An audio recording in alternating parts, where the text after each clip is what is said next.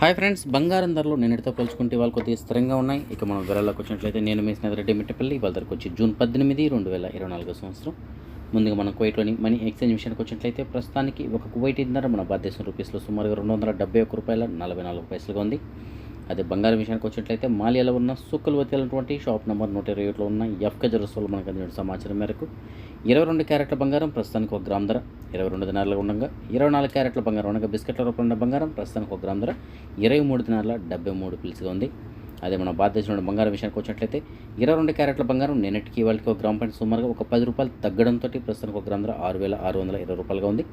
24 క్యారెట్ల బంగారం కూడా నిన్నటికి వాళ్ళకి 1 గ్రామ్ పైన సుమారుగా ఒక 11 రూపాయలు తగ్గడంతో ప్రస్తుతానికి 1 గ్రామ్ ధర 7,222 రూపాయలుగా ఉంది.